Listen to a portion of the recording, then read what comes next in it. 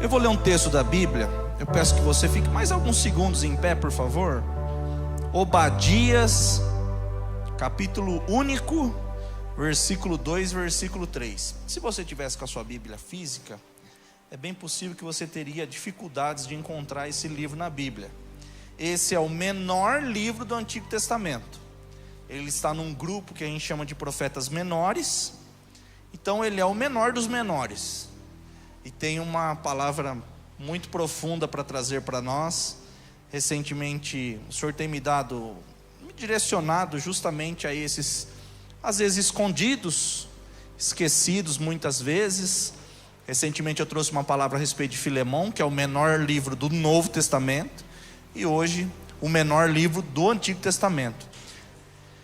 Obadias capítulo 1 é o único capítulo. Versículo 2 diz assim: o Senhor diz a Edom: eu vou fazer de você uma nação fraca, e ninguém vai respeitar vocês. O seu orgulho enganou.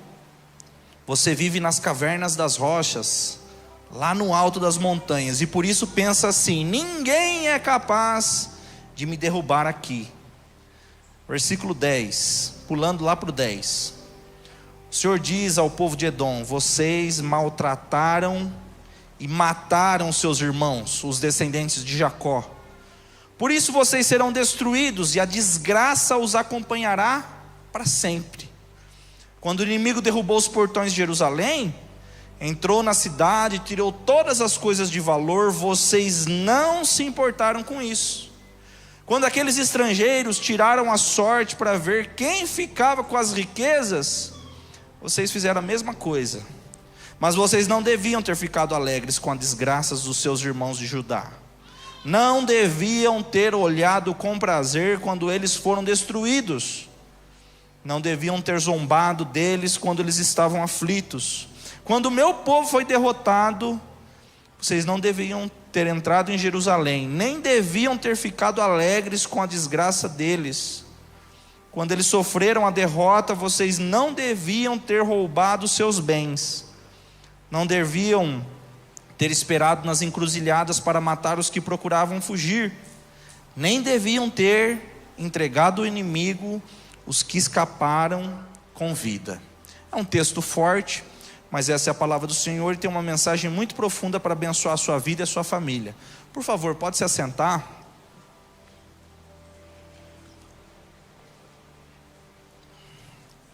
Há um tempo atrás, acho que vai fazer uns 6, 7 anos, eu, minha esposa e alguns amigos, o Cleito, a Thaís, hoje eles moram nos Estados Unidos, a Larissa e o Mateus, nós fizemos uma viagem para Monte Verde, em Minas Gerais. É possível que alguns irmãos conheçam essa cidade. É uma cidade bem especial assim, tem algumas características bem legais. É em Minas Gerais, porém é muito frio. Está sobre montes. É bem legal, tem um pôr do sol bem bonito. Foi muito especial. Eu estava lembrando disso e eu falei: onde que o João José ficou? E aí eu lembrei, eles não tinham nascido ainda. Engraçado a vida dos pais, né? Depois que você tem filhos, você não lembra mais de como é a vida sem filhos. E aí eu pensando, onde que estavam aqueles dois meninos? Eles não tinham nascido ainda. Não tinham nascido também o Miguel e a Ana, meus sobrinhos. Os filhos da Thaís já tinham nascido, mas esse cara acho que era a irmã Neuza. E aí então nós estávamos em 3 casais lá. E aí nós procuramos um lugar para jantar. Cidade turística, a maior parte dos restaurantes é tudo caro. E a gente ficou um tempo procurando, tentando encontrar um lugar não muito caro. A gente encontrou um restaurante lá, aparentemente a comida era boa e também não parecia ser muito caro. Sentamos à mesa, pedimos a refeição, mas me causou espanto, porque eu não tinha visto ainda até aquele momento. Quando eu fui fazer o pedido para o garçom, ele veio com um tablet. Aí ele entregou para mim o tablet, para eu fazer o meu próprio pedido. Eu falei: ok. Eu fiquei lá procurando, aí eu tinha uma dúvida, fui tentar tirar a dúvida com ele, aí ele: tá aí no tablet aí. Mas eu já não gostei muito. Mas a gente conseguiu fazer o pedido, a comida realmente era boa. Quando a gente foi pagar a conta, cada casal sabia o que tinha gasto. Então o Cleiton já tirou o valor que ele tinha gastado, o Mateus também já tirou e entregou para mim. E aí eu fui no caixa pagar. Quando eu cheguei no caixa, a conta estava muito mais alta do que a gente esperava. Falei, ué, mas tem alguma coisa errada. Quando eu olhei na comanda, tinha R$20 por pessoa de couvert artístico. Tinha um senhor tocando piano e eles estavam cobrando R$20 por pessoa. Aí eu falei, meu Deus, eu nem lembro de ter pedido música nenhuma. Aí eu falei, Amanda, você pediu música? Você gosta de piano? Não, como assim? R$20 por pessoa. Aí começou a situação assim, o Cleito e o Mateus, já entreguei o dinheiro para você, agora você se vira. Falei, bons amigos vocês, né? Falei, como é que eu vou fazer agora? Além dessa taxa, por ter um músico tocando música ao vivo, tinha 10% taxa de serviço do garçom. Eu falei, mas peraí, mas eu fiz o meu pedido no tablet. Ninguém fez o pedido, eu pedi uma informação e ele falou, olha no tablet. Eu falei, não, eu não vou pagar nem o músico e nem o garçom, não vou pagar. Bom, virou uma discussão, vocês sabem como eu sou nervoso, virou uma briga. Eu não lutava jiu-jitsu ainda na época, mas já estava preparado para o que der e vier. Nem agora, ainda também não luto jiu-jitsu, né? Ainda não. Bom, resumindo o enredo, quando a gente saiu, a Amanda falou, que orgulho de você, meu amor, olha, se não pagou, a gente ia ter o jantar mais caro da nossa vida. Realmente seria o jantar mais caro da nossa vida, até o momento. O tema dessa mensagem, dessa noite, é casos de família. Daqui a pouco eu vou explicar por quê. Mas eu quero falar para vocês sobre a refeição mais cara da história da humanidade. A refeição mais cara foi um irmão trocando a sua primogenitura com outro por causa de um prato de sopa. Esaú era o primeiro filho. Ele teve um encontro com Jacó, ele estava com muita fome, e aí ele falou, olha, me dá um prato de comida aí que eu quero comer. A Bíblia diz que era uma sopa vermelha de lentilha. Acho que devia ter muito tempero, acho que devia ser uma delícia. Jacó sabia cozinhar, mas não valia o direito de primogenitura. Há muitas bênçãos no Antigo Testamento sobre o primogênito, além de herança, tinha muita coisa importante nisso. Esaú menosprezou e trocou todos esses direitos por um prato de alimento. Esse é o jantar mais caro da história da humanidade. A primogenitura pagou um prato de sopa vermelha. Inclusive eu quero aproveitar essa oportunidade e mandar um abraço para os nossos irmãos Cleiton, Thaís. Nossos irmãos estão morando nos Estados Unidos, sempre têm acompanhado a live, eles mandam para a gente.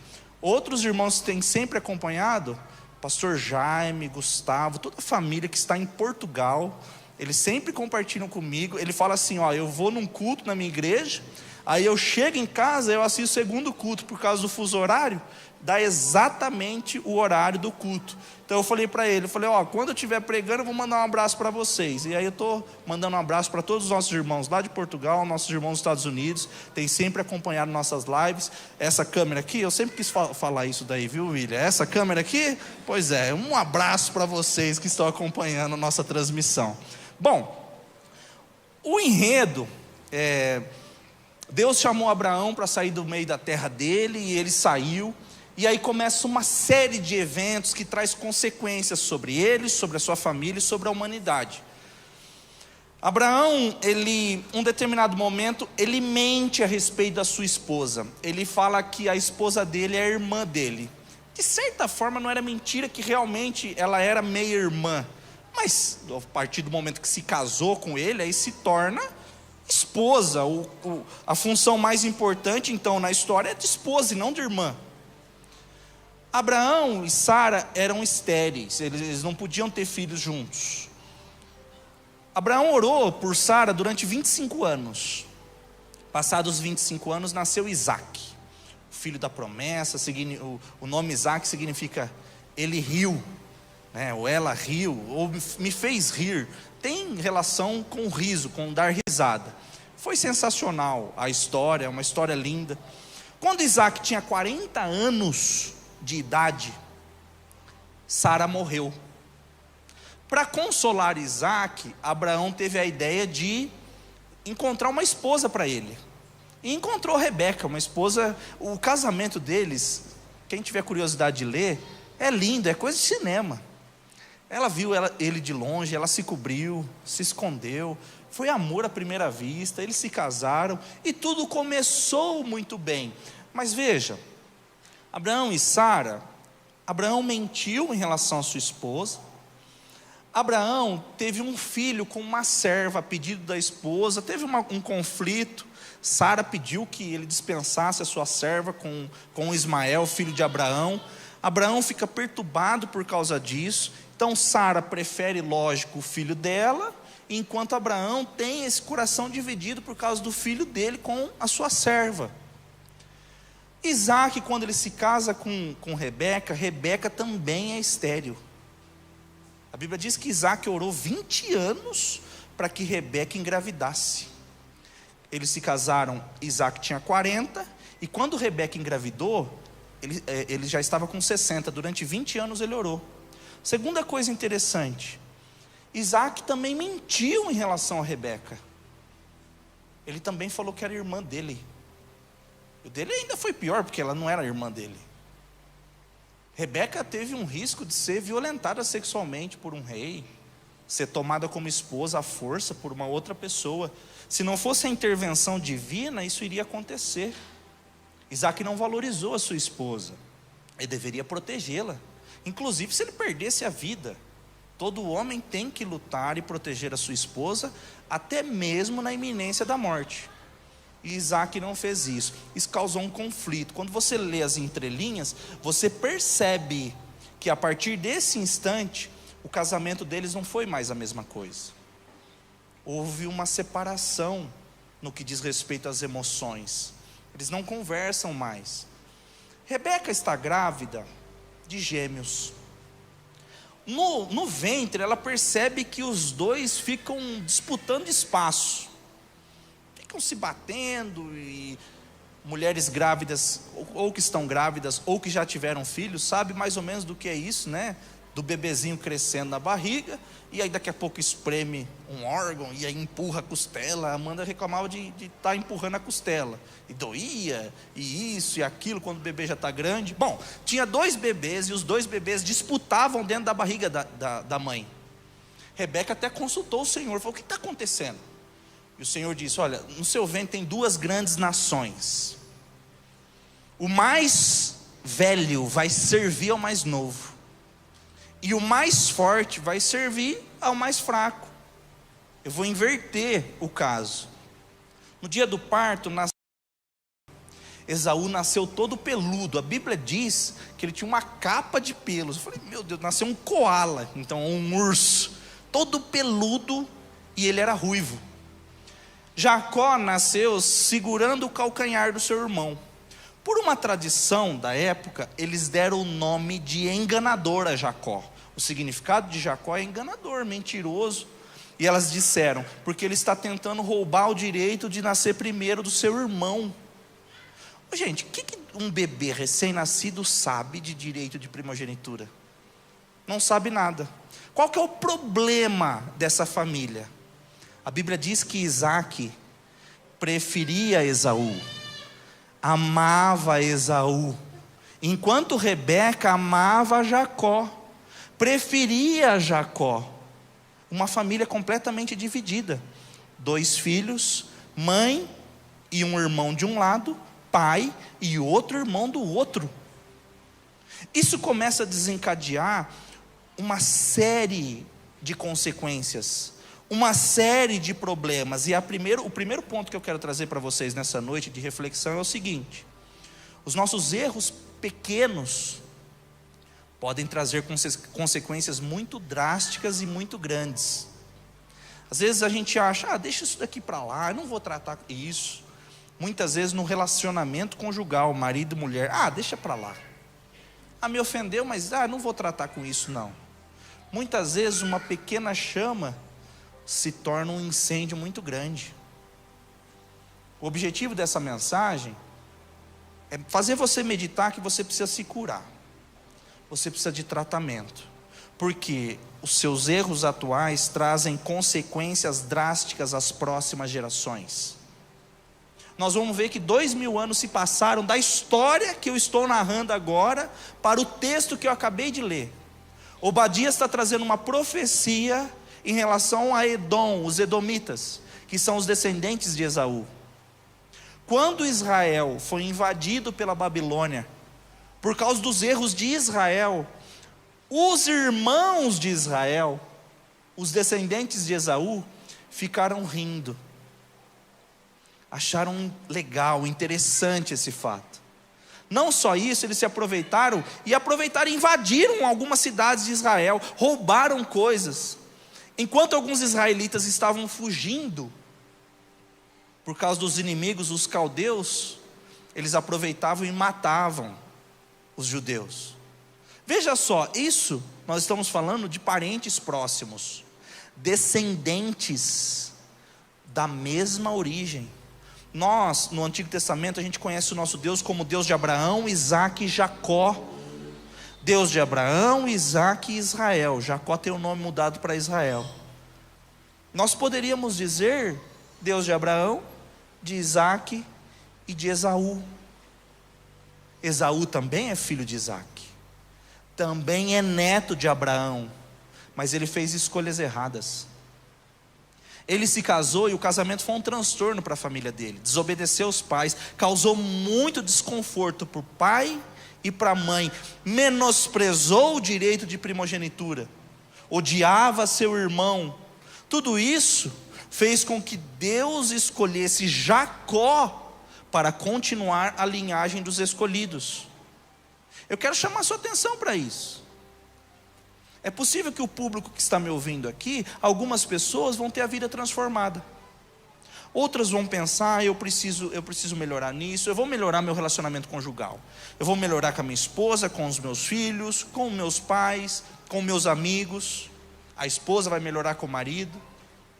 Muitos tomam a decisão, são movidos pela palavra, são convencidos, se deixam ser convencidos. Outros não. Ouvem essa palavra como se fosse algo normal. O irmão está contando uma história. Eu até gostaria que tivesse mais momentos engraçados, como se fosse um lazer. Não traz transformação. O Espírito Santo está falando com todas as pessoas. Cabe a você querer ser transformado, se deixar ser transformado ou não. Esaú é da mesma linhagem de Jacó, mas ele é muito diferente de Jacó. Um dia, Esaú foi caçar, e ele era caçador, ele era bom de caça. O pai dele, a Bíblia diz que até gostava disso, porque ele era bom caçador, gostava dele. Ele voltou frustrado, ele não caçou nada, mas está morrendo de fome.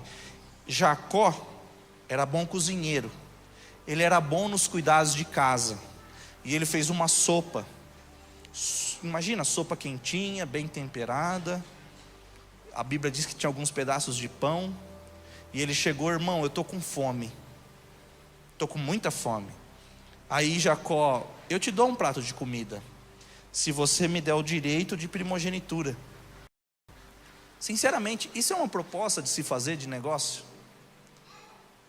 Na hora que o outro está com fome, vale, o preço vale?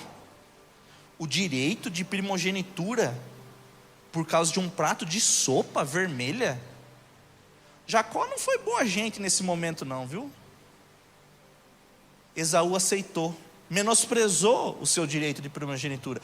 O tempo passou, Isaque já estava velho, cego, e ele decidiu abençoar o seu filho mais velho, Esaú, era o filho que ele amava.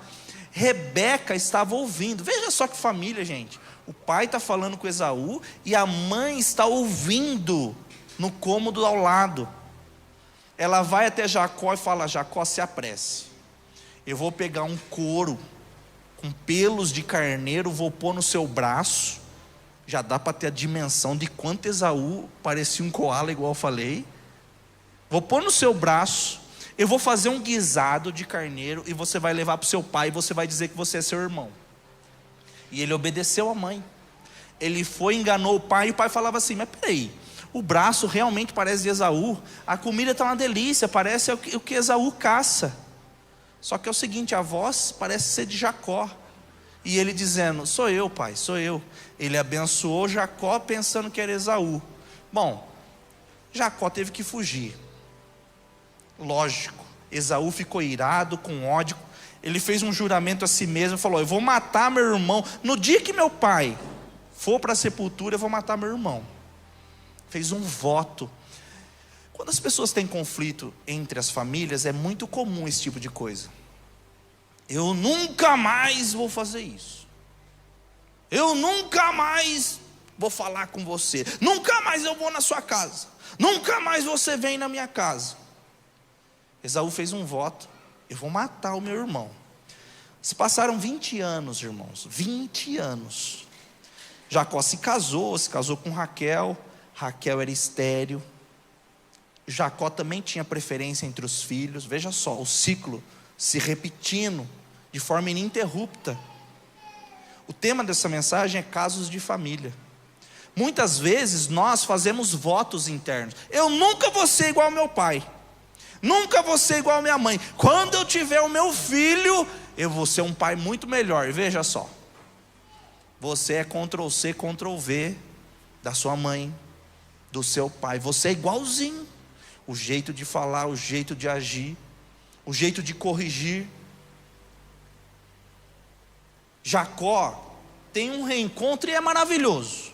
Foi Deus que agiu, eles se perdoaram, foi maravilhoso. Só que tem um problema: nunca mais os descendentes de ambos conseguiram conviver. Nunca mais. Israel, quando vai para o Egito, passa um tempo como escravo. Quando eles vão voltar, eles precisam passar no meio da terra dos seus irmãos, descendentes de Esaú. E os descendentes de Esaú negaram: não, por aqui vocês não vão passar não. Os descendentes de Israel estavam dizendo: olha, nós vamos pagar o que os nossos animais beberem de água, o que for consumido, o prejuízo que vocês tiverem, a gente pode pagar. E eles disseram: não, aqui pela gente, pelas nossas terras, vocês não podem passar. Israel teve que fazer uma volta muito grande. Isso, lógico, são 500 anos depois do conflito entre Esaú e Jacó. O que eu quero dizer para você também: muito cuidado com a forma com que você age hoje.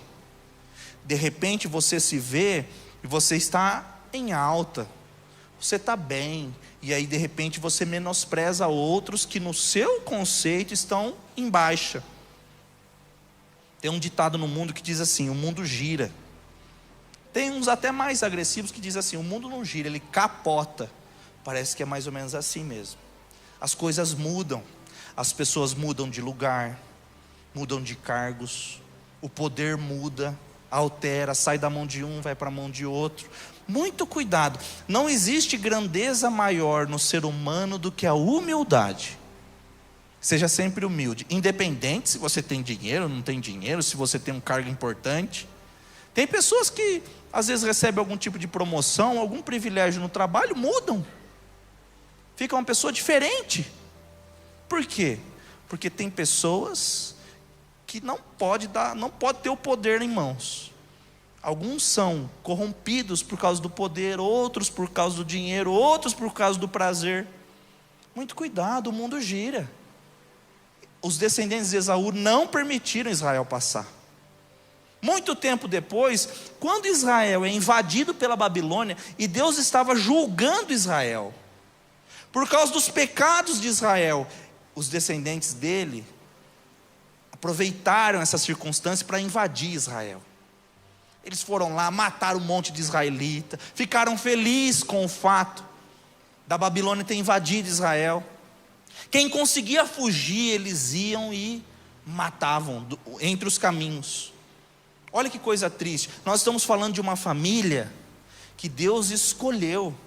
Deus escolheu Isaac, Deus escolheu Abraão. E veja os descendentes deles brigando, se odiando, se matando. Eu quero trazer uma reflexão para você. Muito cuidado com as decisões que você toma, muito cuidado com as palavras que você profere. Recentemente eu tenho pensado muito nisso.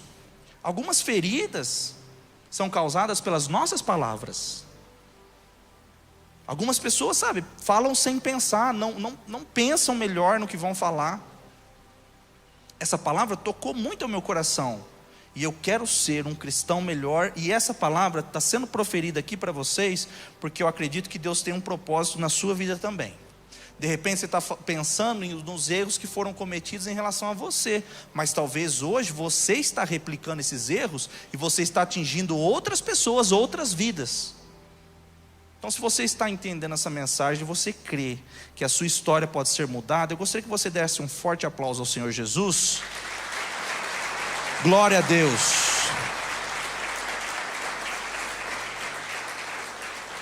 A Bíblia orienta aos pais: não provoque a ira dos vossos filhos. Está lá em Efésios capítulo 4. Não provoque a ira dos filhos. De que forma um pai ou uma mãe pode provocar a ira dos filhos? Primeiro, hipocrisia. Criança não suporta isso. Filho não suporta hipocrisia. Sabe aquele ditado: faça o que eu falo, mas não faça o que eu faço? Com criança não cola, não existe isso. Criança copia as nossas ações. Se o seu filho te vê orando, ele vai ser uma pessoa de oração. Se ele te vê indo na igreja, ele vê você indo na igreja, ele vai para a igreja. Ele vê você com relacionamentos entre pessoas da igreja, é assim que vai ser a vida dele. Ele te copia. Ele está todo o tempo observando. Se o seu filho for bem novinho, igual os meus são, é muito interessante. A gente fala: não faz isso, e eles fazem exatamente o que a gente está falando para não fazer. É uma característica do cérebro, da idade deles, daquele momento. Não faça isso, João, e ele faz. Não faça isso, José, e ele faz. Não faça isso, Miguel, que o Miguel está junto com eles, e eles fazem. Está sempre fazendo. Os filhos são movidos pelo exemplo. Não cola esse negócio do pai falando: vai você para a igreja, vai você, não cola. Criança odeia hipocrisia. Não dá para ter hipocrisia. Outra coisa que irrita filhos: injustiça. Se sentirem injustiçados. É péssimo. Principalmente em famílias que têm mais de um filho.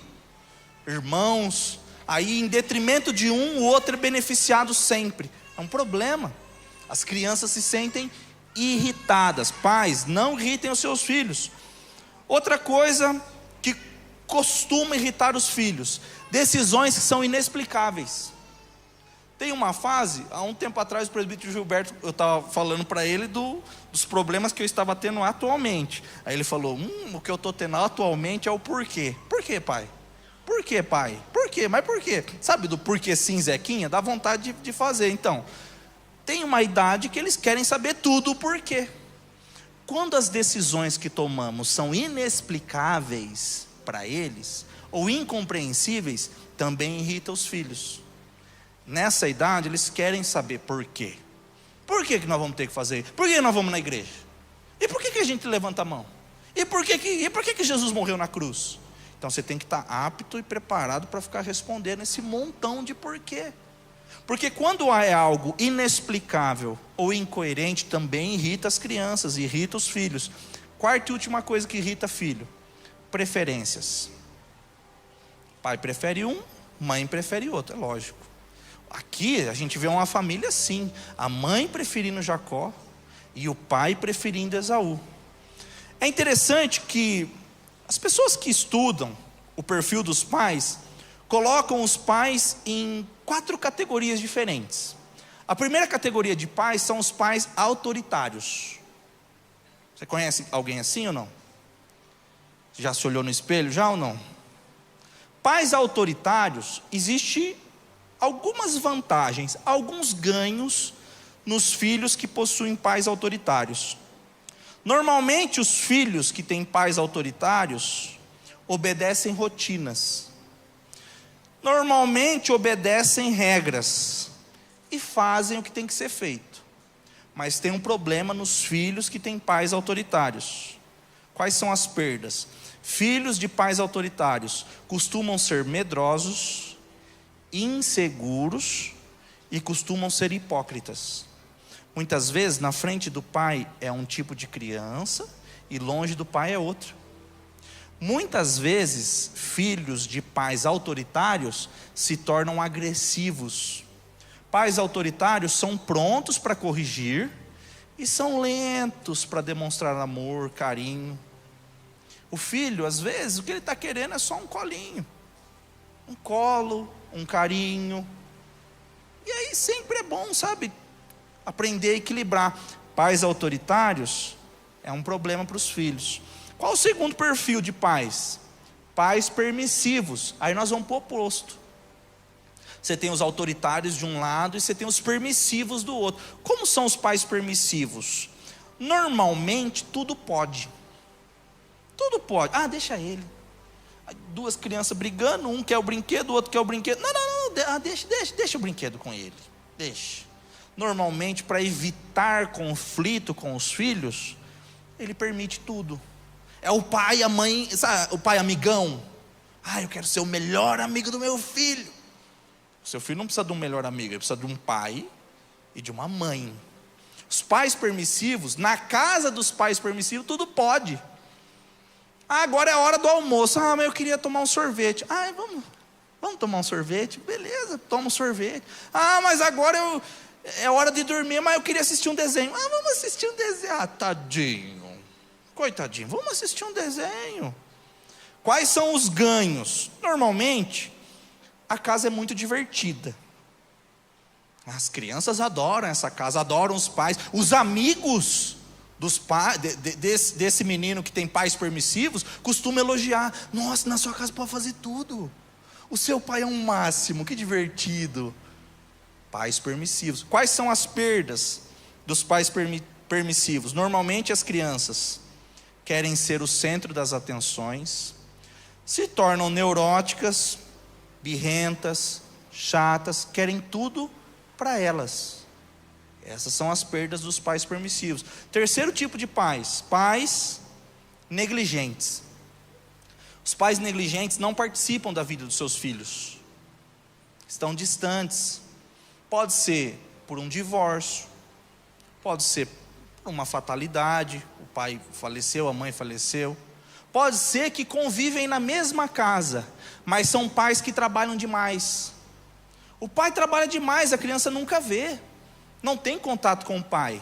Esse pai está negligenciando a educação dos seus filhos. A relação entre pais e filhos é negligenciada. Esse também é um problema. A criança cresce sem nenhuma referência ou materna ou paterna, seja de quem está negligenciando a educação dos seus filhos.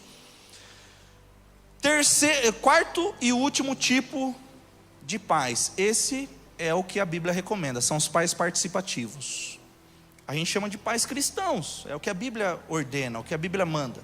Os pais participativos aprendem a dosar entre autoritarismo e permissividade. Não é sempre corrigindo, mas no momento de corrigir, tem que corrigir. A Bíblia fala a respeito da vara. Tem que corrigir o filho. Tem coisa que não pode. Os filhos, deixa eu falar para você. Filhos buscam limites nos pais. O João tem 3 anos, o José tem 1 ano e pouquinho.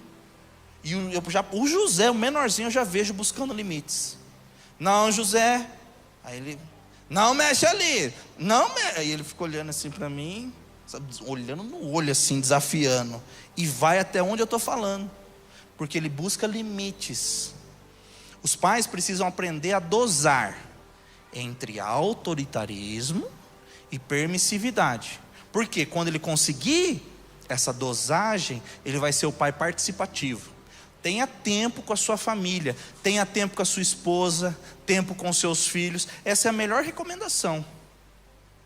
Tem uma pregadora que a gente gosta muito de ouvir, eu e a Amanda. Ela se chama Joyce Meyer. Sabe o que ela diz? Se você tiver que escolher entre estar um tempo com a sua família e ouvir as minhas pregações, esteja com a sua família.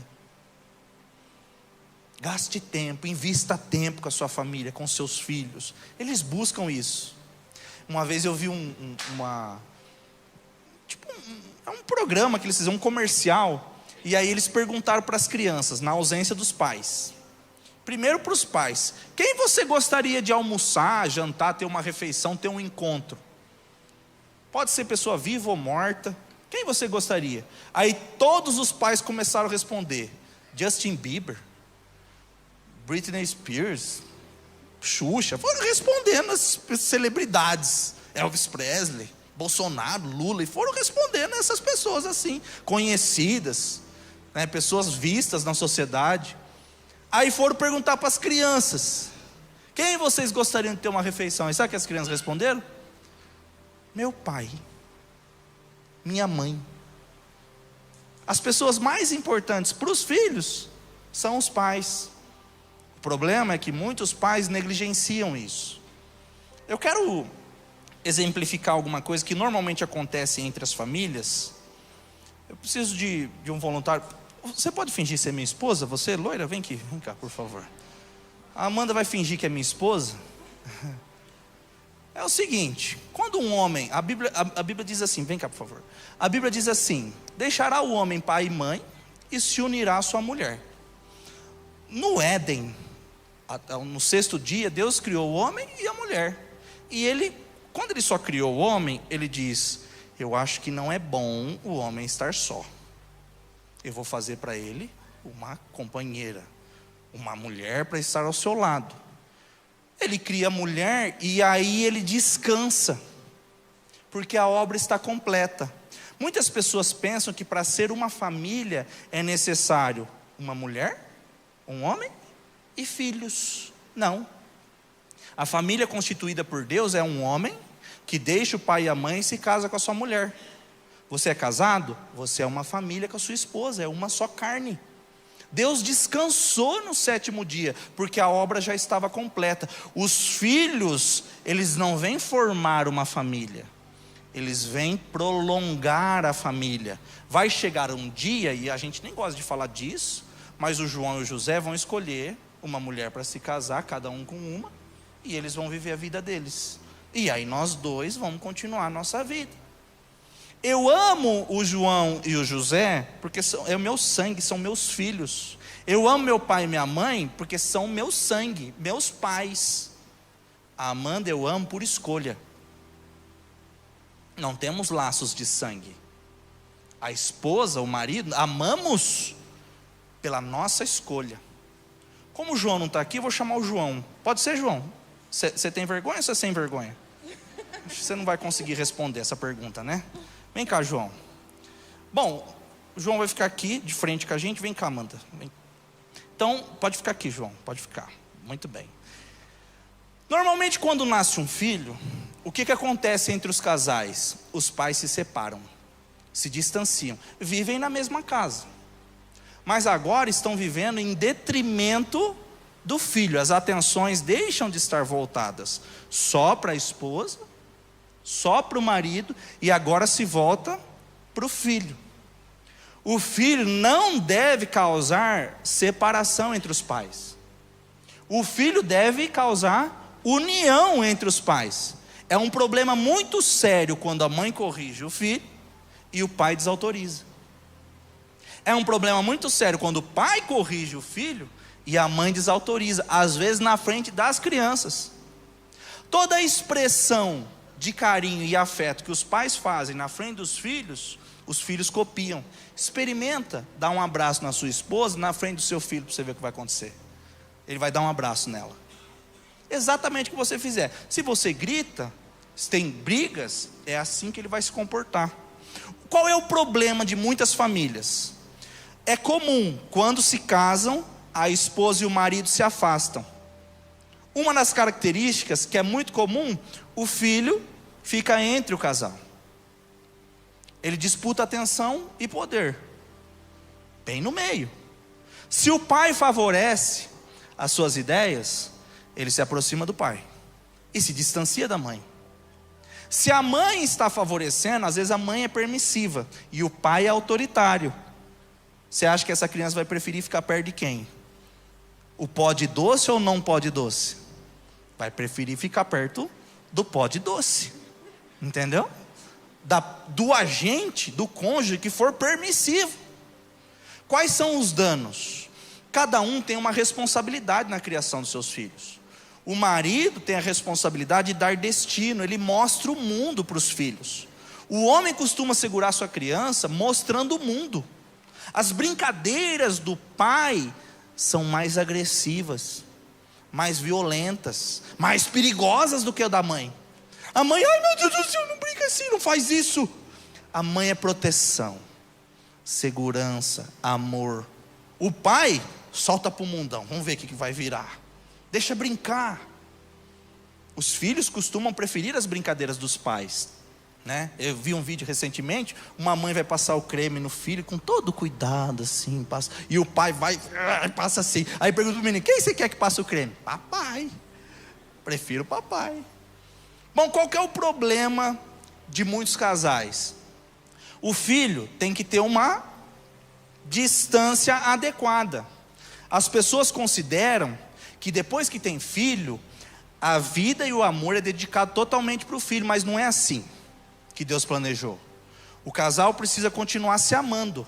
A proporção de amor, na verdade, é 60% entre o casal e 40% para os filhos. As pessoas passam a amar mais os filhos do que o cônjuge.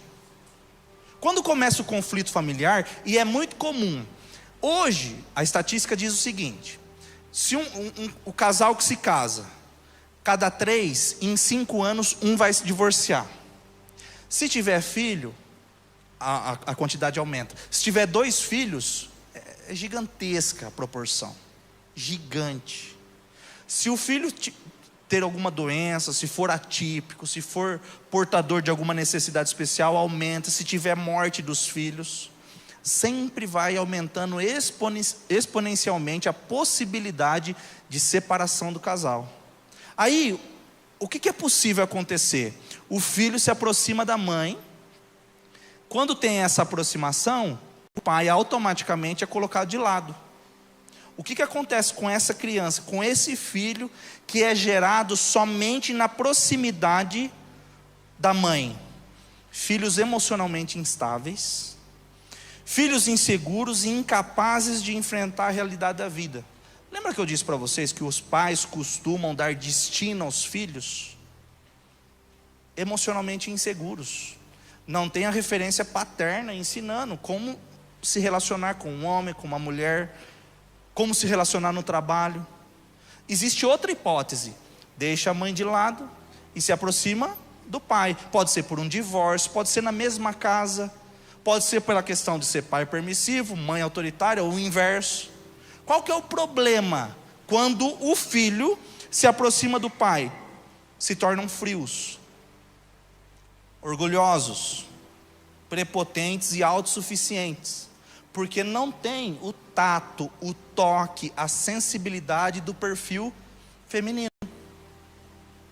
Quando tem a cisma, a separação entre os dois, e isso pode acontecer, tem criança que se anula em casa, desaparece. Qual que é a questão? Quando isso acontece, não tem nem proximidade nem com o pai, nem proximidade com a mãe. Se sentem sozinhas, solitárias. São pessoas que não têm bons relacionamentos, não conseguem se relacionar bem no trabalho, nem na igreja, nem em nenhum lugar. Por quê? Porque não tem boas relações com seus pais. Certo? Eu acho que eu consegui exemplificar tudo. Obrigado, viu, João? Ficou muito tempo. Vamos aplaudir Jesus pela vida deles.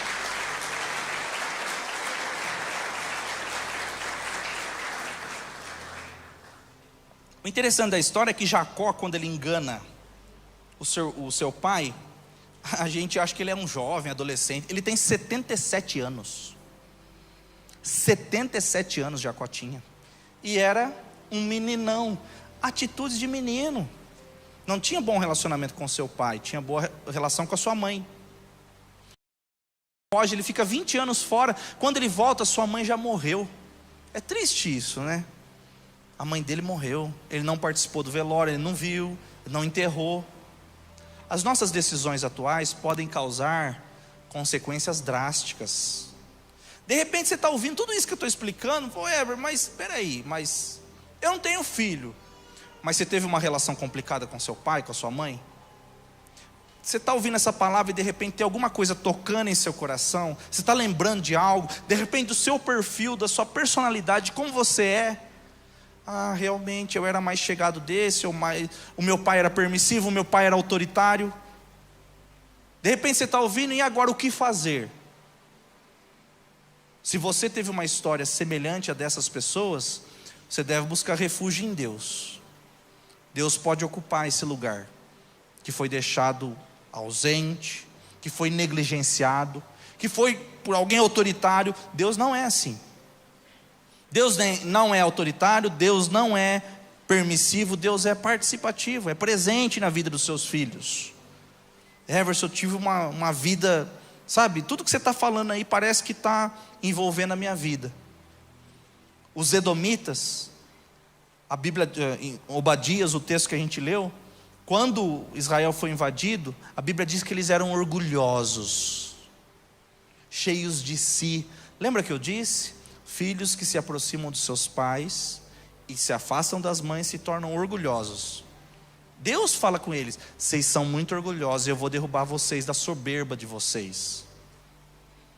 Muitos anos depois, não sei se você sabia, Herodes, o grande, que tentou matar Jesus, ele é descendente de Edom. Herodes Antipas, que matou João Batista, descendente de Edom. No ano 70, quando o general Tito invadiu Jerusalém, ele destruiu um dos vizinhos, Edom. Nunca mais se ouviu falar dessa nação. Nunca mais se ouviu falar desses descendentes. Eles desapareceram. Eu gostaria que a equipe de louvor se colocasse aqui à frente, por favor. Nós vamos cantar a bondade de Deus. E eu quero trazer a última reflexão para você. Pequenas dobradiças são capazes de suportar o peso de grandes portas. Tem coisa que a gente considera insignificante, pequena, mas que traz consequência muito grande, drástica. Os erros atuais podem trazer problemas muito sérios para as próximas gerações. Eu convido a igreja a se colocar em pé nesse instante. Edom ficou todo feliz porque Israel estava sendo invadido. É um problema muito grande. Lá em casa, se minha mãe fosse corrigir um dos filhos, nenhum outro filho podia rir, não. Não deixava ninguém rir. Quem ria ia apanhar também. Não podia rir. E normalmente o meu irmão apanhava bastante. Eu ria, achava, e apanhava também. Todo mundo apanhava, não podia rir. O que está acontecendo aqui é que Esaú ficou feliz, porque Deus estava julgando alguém. De repente, você está olhando para a tragédia na vida do outro, para a correção de Deus na vida do outro, você está achando o máximo, bem feito. Cuidado com isso. Cuidado. Aproveitar da desgraça, da correção do outro, muito cuidado. Se Deus estiver corrigindo o outro, deixa Deus corrigir. Não entra por meio não, porque Edom quis entrar por meio e foi algo trágico. Eu quero que você feche os seus olhos, a gente vai cantar a bondade de Deus. Na sequência eu vou fazer uma oração. A gente não tem muito tempo a mais não, é um pouquinho tempo. Então dê mais alguns minutos ao Senhor. Feche os seus olhos, a maioria conhece